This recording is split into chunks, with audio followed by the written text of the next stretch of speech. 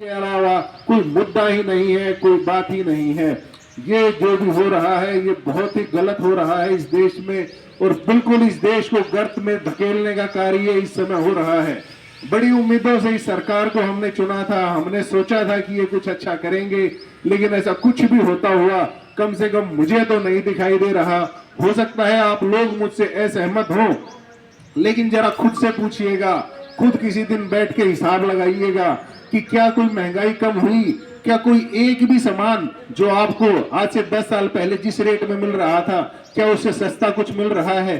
क्या इस देश में नौकरियां बनी, कुछ लोगों को नई नौकरियां मिली, क्या कुछ ऐसा हुआ है? क्या कोई काला धन आया इस देश में वापस? जो मोदी जी ने कहा था काला धन आएगा तो हर इंसान को 15-15 लाख रुपए तक मिलेंगे, क्या कोई काला धन आज तक वापस आया?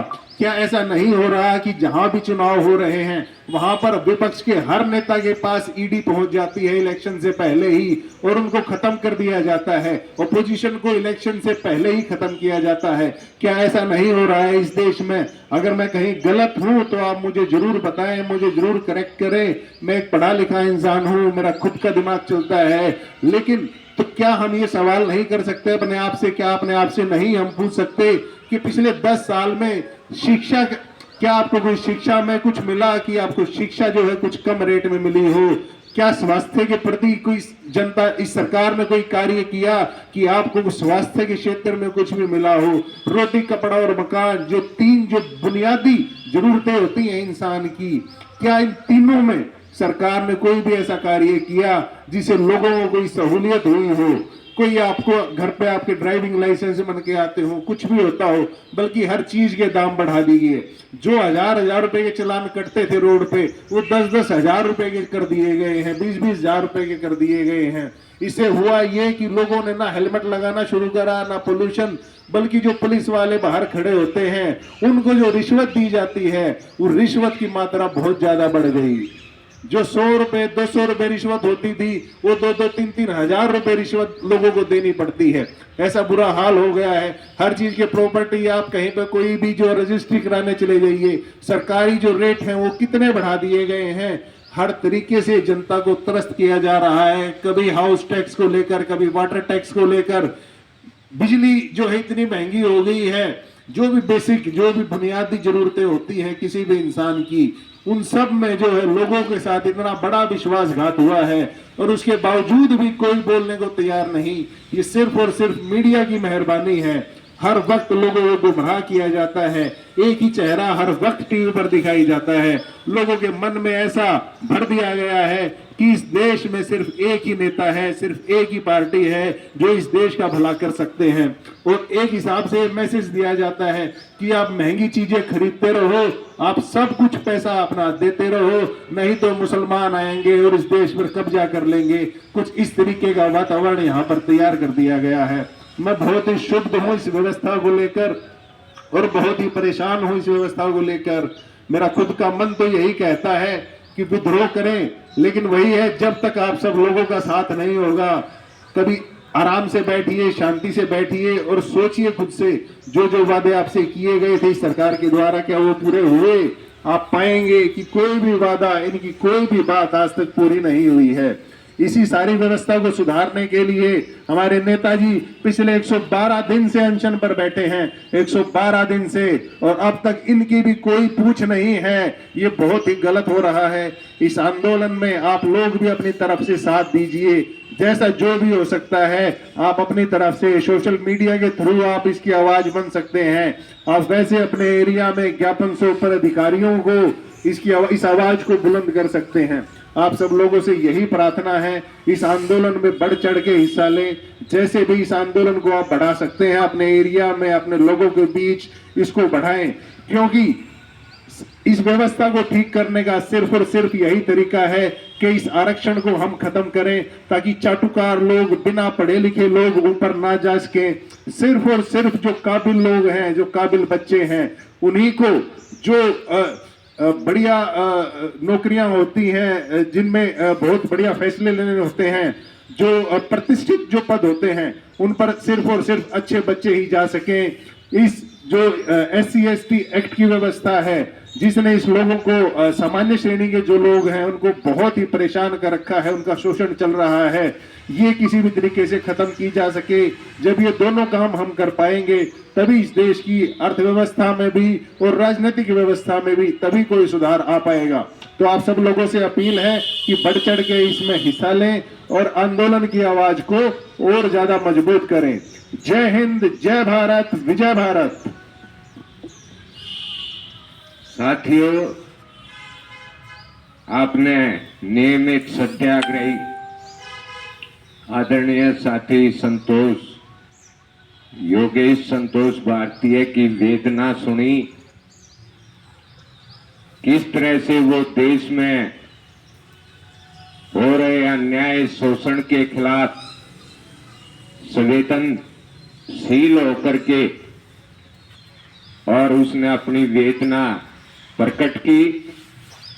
सम्मानित साथियों, देशवासियों, हम शुरू से कहते आ रहे हैं कि आरक्षण समर्थक व्यवस्था, इसको चलाने वाले राजनेता और सरकारें देश और जनता को भ्रमित और गुमराह रखने के सिवाय देश और जनता का कोई भला नहीं कर सकती। साथी ने बताया और कहा कि उनका मन करता है इस व्यवस्था के खिलाफ विद्रोह करने का, बगावत करने का। योगेश बिल्कुल ठीक कह रहे हैं। और योगेश, आप जैसे राष्ट्रवाद जनहित में और देश हित में बगावत करने से, वो भी लोकतांत्रिक, अहिंसक और शांतिपूर्ण ढंग से, बिल्कुल नहीं चूकते हैं। और आप ये आंदोलन जिसमें आप भागीदारी कर रहे हैं, जो आरक्षण समर्थक व्यवस्था के खिलाफ है, सरकार के खिलाफ है, ये भी एक तरह से आप देश की सरकार के खिलाफ, देश की इस व्यवस्था के खिलाफ खुले तौर पर संवैधानिक विद्रोह कर रहे हैं, संवैधानिक बगावत कर रहे हैं। और आपकी इस संवैधानिक बगावत में देश भर से तमाम राष्ट्रभक्त साथी इसमें भागीदारी कर रहे हैं। निश्चित तौर पर आपने ठीक कहा कि मौजूदा सरकार जनता को भ्रमित कर रही है, लोक लुभावने नारे देकर जनता को अपने जाल में उलझा रही है।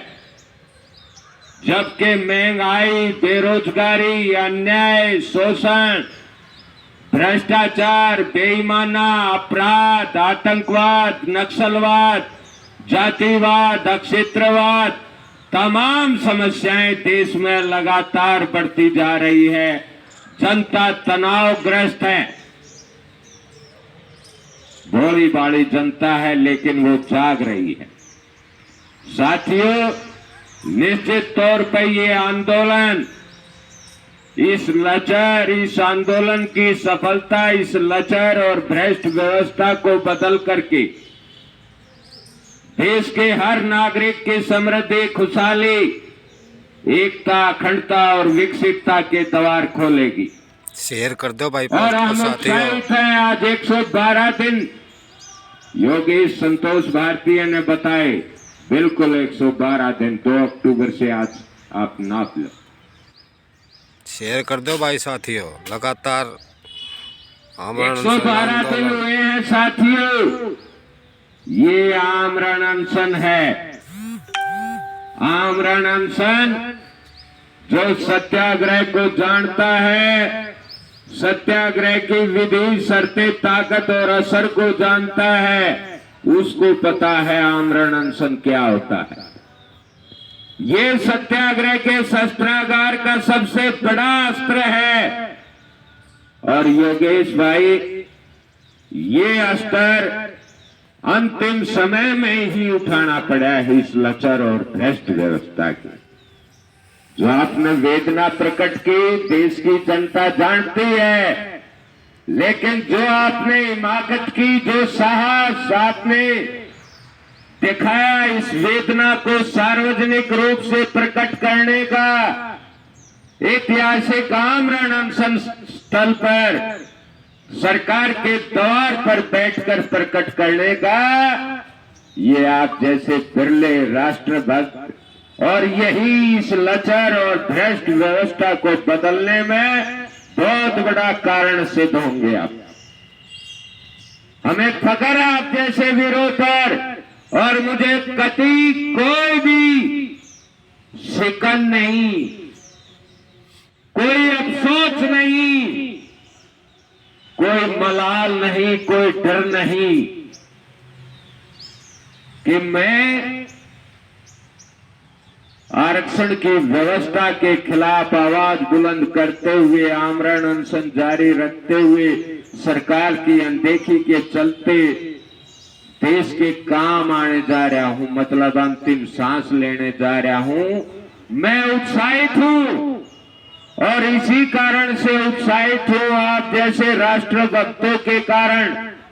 मुझे पक्का विश्वास है, आज एक योगेश संतोष भारतीय है, कल हजारों लाखों और सारा देश, सारा भारत योगेश संतोष भारतीय होगा, होगा, होगा, इसमें कोई हो रहा नहीं। ये इनका जो पाप का गड़ा है वो साथियों भर रहा है, वो अब फूट रहा है, अंतिम उसमें है, उस पर चोट लगने वाली है। ये आमरण अनशन की चोट, इसकी सफलता की चोट, जो देश के तमाम आरक्षण विरोधी राष्ट्रभक्तों की सत्याग्रही चोट इनको फोड़ेगी, इस पाप के गड्ढे को फोड़ेगी।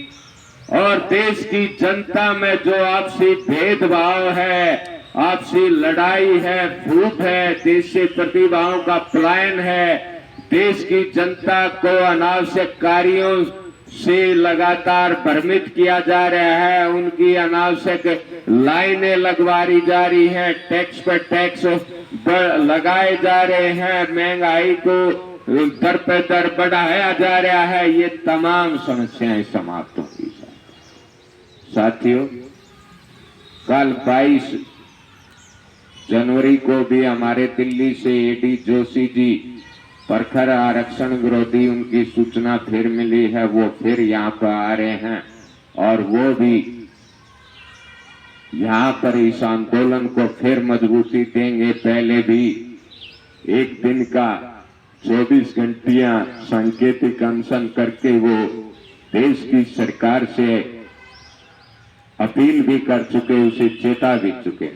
साथियों, 26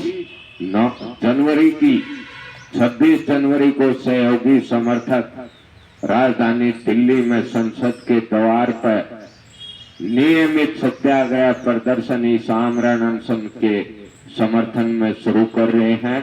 उसकी भी सभी तैयारियां पूरी कर ली गई हैं। तमाम साथी 26 जनवरी को सुबह 10 बजे जंतर मंतर की धरती पर इकट्ठे होंगे और वहां से भारत मां की जय घोष के साथ संसद के द्वार पर पहुंच करके नियमित सत्याग्रह प्रदर्शन शुरू कर देंगे, जब तक केंद्र सरकार आमरण अनशन आंदोलन का संज्ञान नहीं लेती। तो साथियों, उत्साहित रहें, आगे बढ़ते रहें, भारत मां रटते रहें, आगे बढ़ते रहें। आप सबके बीच में लगातार अपडेट होते रहेंगे। मैं फिर तमाम राष्ट्रभक्तों का, साथियों का जो इस आंदोलन में अपनी तन मन धन से भागीदारी कर रहे हैं, नियम सांकेतिक अनशन कर रहे हैं, सरकार को मेल भेज रहे हैं, चिट्ठी भेज रहे हैं, फेसबुक पर पोस्ट करके आंदोलन को मजबूती दे रहे हैं, कर्मिक अनशन में भागीदारी करके आंदोलन को मजबूती दे रहे हैं, तमाम भक्तों का हृदय की गहराइयों के साथ वंदन करता हूं, उनको नमन करता हूं।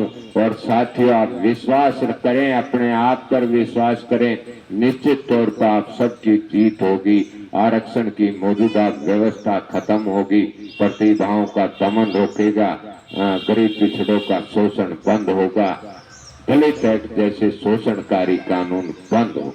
भारत माता की जय हो।